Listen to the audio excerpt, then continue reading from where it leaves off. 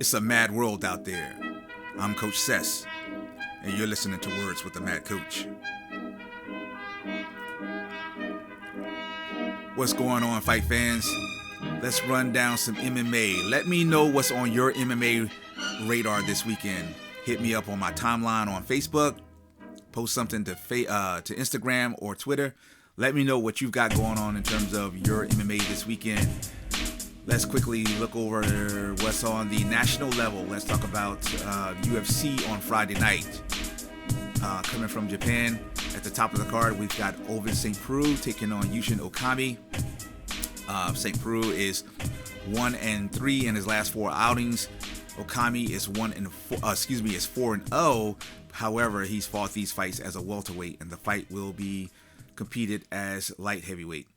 We have Claudia Gadelha against Jessica Andrade. Technically, on the entire card, that probably will be your best fight as far as matchups go. Takanori Gomi taking on Dong Hyun Kim. This is probably just a showcase for Kim. And then Gokhan Saki taking on Luis Henrique da Silva. And this is Gokhan is well-known in the kickboxing ranks. He's taking on da Silva, who pretty much likes to stand and bang for the most part if you look at his record. So this might be just a showcase for Gokhan, but it should still be a pretty good event. On Saturday night, we have Benson Henderson taking on Patricky Pitbull. Paul Daly taking on Lorenz Larkin. That's probably going to be the best fight on that card. And Roy Nelson making his Bellator debut. We also have the return of the highly touted amateur Aaron Pico, who is now a pro, but he lost his debut by KO in June, and this is going to be some form of a redemption fight for him to really prove himself. Let's look at the local level. So if you are in Pennsylvania, check out PA Cage Fight 29. On that card, you're going to have 5 Miller's Brothers MMA competitors. That's right, I said 5. That is a huge undertaking, and I stand up and I salute any team who is willing to put it on the line in that manner. Shorty Rock Santella will be fighting for a title. My main man, Mike Pagano, one of my favorite coaches, a 10-1 amateur, is going to be making his MMA pro debut. Frank Wallace is on that card. Jim Fitzpatrick and Joe Tizano, all from Miller's Brothers MMA. I wish them well. I wish them the best. On the local level here in North Carolina, we've got Fight Lab 56. Fight Lab is riddled with just the normal tough guys from the area. Fight Lab tends to do a good job of putting together skilled fights. Lawrence Dennis, this guy's just known to fight whoever, whenever, wherever. Duran McDonald is on the card making his pro debut. I've watched this guy before. He's pretty good. Shelton Sales, he lost his MMA pro debut. He's looking for some redemption. Ryan Jett may be on the card. I know that they were still trying to find him an opponent. So if he does show up on the card, you're going to see a guy with a lot of punching power. Kenneth Crowder taking on John Henning, 2 names I know. Both guys need a win. Craig Yerke against Trey Singleton. Singleton at one point was the Fight Lab 45 amateur champion. He's since gone pro, so that should be a decent fight. My Team Rock brothers, Michael Kinsman, out of Charlotte, North Carolina. He's on the card. I just saw Mike fight back in April of this year. Pretty good amateur, pretty good coming up kid. Will Coggin, this is probably a fight I'm interested in, is Will Coggin trains with Team Rock Charlotte, taking on Jacob Addy from Roger Carroll's MMA. Jacob Addy with Roger Carroll's MMA. Jacob is a 3-2 amateur, solid purple belt, taking on Will. I think I got Will listed here as 1-0, but I believe that Will is actually 2-0. But Will's a finisher. So that should be a good fight. Nathan Arriaga, the 155 amateur champion, he's going to be defending his title. Nathan's very good boxer for MMA, in my opinion, pro or amateur. I think he is just really a good model for what a good, if you want to be able to box in MMA, I think Nathan Arriaga does a good job of saying this is how you do it. Jose Davila taking on Mario Morales. Familiar with both of those guys. Billy Alexander is back up against Bryant Bullock. And Markevian Williams is on the card. Another kid that I've seen. I think he does very well. Really small guy, but he surprises you he has big man power. Really good takedown ability and big man power. So that's what's happening as far as the MMA radar. Let me know what's on your radar. I will also be checking out whatever is on Access TV. I don't even try to figure out what's coming on weekly when it comes to Access. I usually tune in because you're gonna get great fights with LFA. You're gonna get great fights with CES or Lion Fight. So you're always gonna get something, and it's always relevant to an area where you're gonna see local upcoming fighters who are not exactly at the city-state level. They're more at the regional level. In other words, they're probably guys who are well known in 3-4 different states, and they're just right there on that bubble, right at the threshold of making it to a big show like the UFC or the Professional Fight League or the Bellator or the 1FCs. You know, they're right there, and they're just looking for that big break. They need that 1 or 2 more fights that will polish their game. So I'll be keeping my eye out for Access TV, and if I see anything interesting, I'll report back to you with all the details. So what is on my mind today? I want to give you some, or at least I want to have a basic discussion or start a discussion, and you can interact with me via Facebook, Twitter, or Instagram, however you want to do it. And just because I keep mentioning those three, that's because those three have my name on them, and they're easy for me to remember. I have others, Snapchats, don't do it a lot, but I do it. Periscope, Live Me, I do all those things, but again, I'm just not as dedicated to it as I am. I'm on YouTube as well. So one thing I want to talk about is when it comes to your MMA skill sets is do not equate yourself to anyone else. Do not equate yourself to the guys you see on TV, the guys in your gym, the guys on your regional and local level. You need to be your own fighter. The one thing you need to remember and learn and put in your heart, that greatness is not equal. Understand this one more time. Greatness is not equal. Okay? We all have different skills in different proportions. All right? The trick is to learn to use them to a higher degree. So in order to do that, you need to understand what your skill sets are. Your skill sets are not your martial arts disciplines. In other words, it's not your boxing, your wrestling, your jiu-jitsu, and your Muay Thai. Those are your martial arts. Those are your systems of development that you pull from. All right.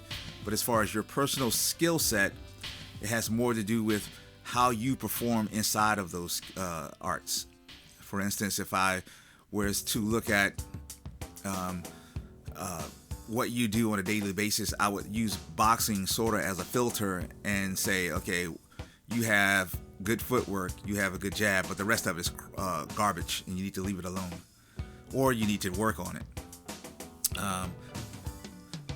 Let's say I look at something in the Muay Thai. You may be decent at the kicking and the punching, but you might be fantastic at the clinching. And the trick is to get you to understand that, so that you use the clinching, because you can make more out of your total game versus trying to do what you like. And I think when it comes to martial arts in general, that's something that Bruce Lee talked about, was we have to get away from what we like, because those are just the flowers and the leaves and the different colors on the tree. But we have to get to what makes the tree sturdy and what makes the tree strong. Those are the things that we want to go into a fight with. So when working on your skill sets, especially when it comes to an opponent or you have an opponent in mind, the trick is to learn to match your strengths to their weaknesses. That is the key. That is the secret. You want to learn to fight your fight, impose your will. Keep your opponent uncomfortable. Stay away from his comfort zone. Don't fight where your fighter wants to go. And using boxing as an example, I'm going to use a couple boxing champions, all great champions, but they all fought differently. Mike Tyson. Mike Tyson was short as a heavyweight. He didn't have a real jab, and the jab that he did use, he used it to get in, and he used it to open the door, to distract, get to the body, throw hooks and uppercuts. So as far as how we conventionally think about a jab in terms of that head snapping back, Tyson didn't have that. But he was great at using it to create an opening so that he could get to the inside. So if you wanted to look at it that way, say, hey, what fighter had the best jab in terms of getting to the inside? Mike Tyson, of course, because by default he had to use it that way because he was a shorter heavyweight. You wouldn't necessarily see Larry Holmes or the Klitschko brothers using the jab in that way because their attributes were different. They were taller. They didn't have to worry about getting in. They could stand still and hit you from across the ring. Okay, George Foreman version 1, George Foreman version 2. George Foreman version 1 was a big brawler, power puncher, knocked people out 90% of the time. He didn't have to work on a lot of boxing skills. George Foreman number 2, who came back to win his second heavyweight championship as the oldest fighter to do it, was a tactical boxer who fought behind a jab, fought behind good defense, and combination punching. Evander Holyfield, nothing about his skill sets overall stands out as, oh my God, he did it the best. It wasn't his uppercut, his hooks, his punch. It was his overall game.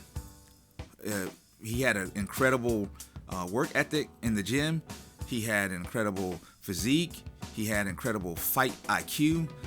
He managed the ring very well. He knew when to move. He knew when not to stand still. He put combinations together very well. He was just very skilled overall. So no one particular punch stands out.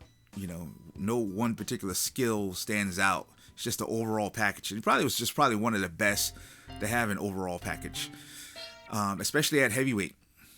Muhammad Ali. Muhammad Ali, jab, footwork, movement, and persona. Not many fighters have the mindset of Muhammad Ali to, I don't want to say intimidate the competition. What Ali really did was he used his mind to keep himself engaged, and that's what would eventually intimidate his opponent. And other guys who did that, Sugar Ray Leonard. Look at the fight where he fought Hagler. After about 6 rounds, Hagler didn't know what to do with Leonard. Watch that fight. Go to YouTube, check it out. Willie Pep, another guy who danced around the ring like he was some type of ballet dancer and just would leave guys speechless. And once he could shut you down mentally, your body was soon to follow, and bam, you were gonna hit the mat or he was gonna get the unanimous decision. Roy Jones Jr., another guy, just didn't do anything conventionally. Didn't really have a jab. He led off a lot with hooks. We've seen fights where he would put his hands behind his back. We've seen fights where he come in wearing a tuxedo. We've seen fights where he come in wearing a microphone so you can hear every punch. These are not tactics to intimidate or disrespect the opponent. These were tactics to keep him engaged so that he could stay in the fight. So a lot of people don't do enough in terms of giving a lot of credit to the mental side of the game, but these guys I just mentioned were very good at doing just that and bringing it out in the fight. The Klitschkos and Lennox Lewis, Vitaly Klitschko, Vladimir Klitschko, and Lennox Lewis, very tall heavyweights. So they had natural defensive skills, which allowed them, because they were so far away from their opponents, allowed them to be very offensive. And a lot of you may or may not know that all 3 of these fighters at one point in time were trained by Emmanuel Stewart.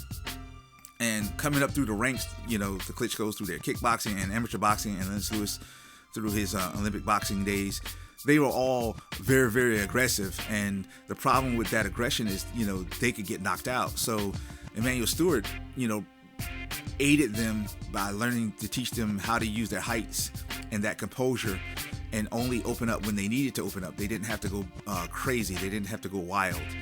So, learning that skill with that height and that reach, it made them very difficult to beat. I think the Klitschko's were, it's 2017 and the Klitschko's arrived on the scene in 1996, so almost 20 years of just constant boxing, and they're still, their names were at one point just all you ever heard,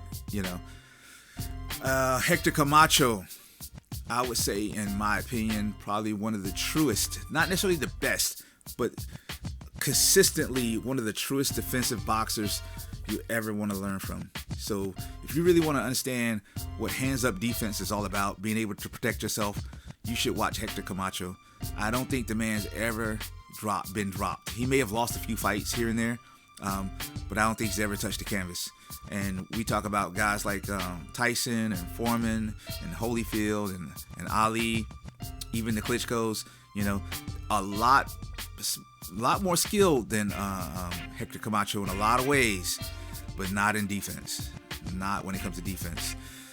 But take that stuff, use it for what you're going to use it for. Improve your game. If you have a competent coach, he should be able to help you understand what your skill sets are and keep you on the right path to excellence.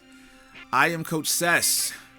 You had words with a mad coach, and I'm out.